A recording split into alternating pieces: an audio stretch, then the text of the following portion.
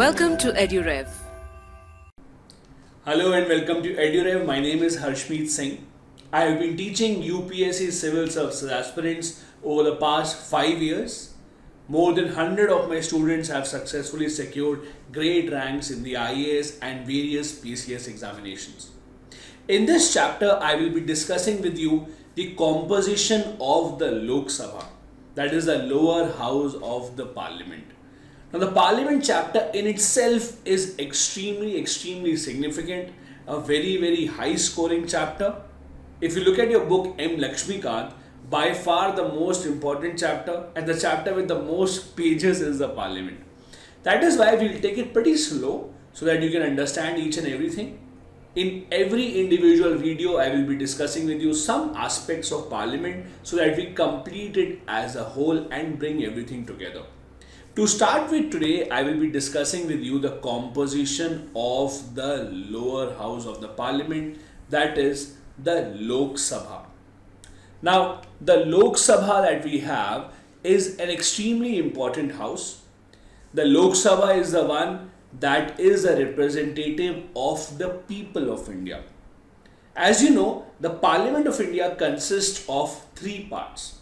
When you say the parliament consists of the Lok Sabha, the Rajya Sabha, that is the upper house, and the President of India.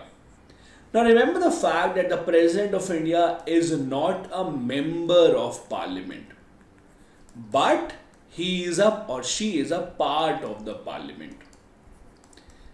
The reason and the explanation is very simple.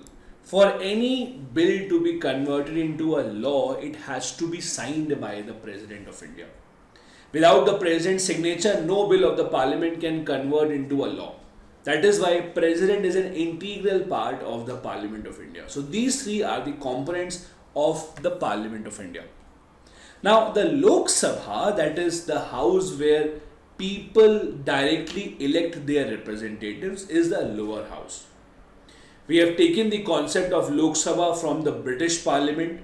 In the British Parliament, they call their lower house as the House of Commons. In India, we call it the Lok Sabha. As per the Constitution of India, the maximum strength of the Lok Sabha can be 552. It used to be 500 when the Constitution began, but with new census, with increasing population, we have increased the strength. Although we have frozen the strength as per 1971 census, and we plan to increase it again only in 2031 and not before that. And there are reasons for that as well. The major reason being that in the 1970s, the government of India started the family planning program. Because of that, there was a wide variety of population increase. In South Indian states, population बढ़ना कम हो गई. In states like UP and Bihar, the population increased further.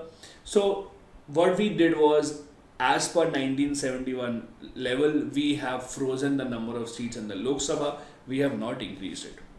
Now in the Lok Sabha, out of 552, 530 seats belong to the states, 20 belong to the union territories, 2 other seats usually belonged to the Anglo-Indians, but recently the government of India has decided not to carry forward the reservation of 2 seats for the Anglo-Indians. Till very recently, Lok Sabha used to have 2 seats reserved for the Anglo-Indian community, where the President of India nominated 2 Anglo-Indians. अब वो reservation हटा दिया गया है. Presently, the current strength of the Lok Sabha is 543. Now you have to understand the fact, for the Lok Sabha, everyone above 18 years of age in India has a right to vote in the Lok Sabha elections. Now, in the 543 seats where the elections take place, in India, we use the system called first past the post system. This is the easiest system of election that you can ever imagine. It simply means to win the Lok Sabha election, you need to get the most number of votes. How many votes you get doesn't matter. So for example, if there are 6 or 7 people, let's say A, B, C, D, E and F, ये लोग election लड़ रहे हैं. A got 20% votes, B को मिलते हैं 25% votes, C gets 15% votes, D gets 15%, E gets 15%, F gets 10%. ऐसे में if you see this result, B will win the election because B को मिले हैं 25% votes. This is called first past the post. Now it might seem right, but if I tell you the problem here is 75% people voted कि हमें B को जिताना है. That also means 75% people did not vote for B. B को केवल 25% लोगों ने vote किया, राइट. तो 75% लोगों ने बी को नहीं वोट किया है. So the majority is on the side that does not want B to win, लेकिन फिर भी बी जीत गया. This is a system called the first past the post system, which we follow in the Lok Sabha election.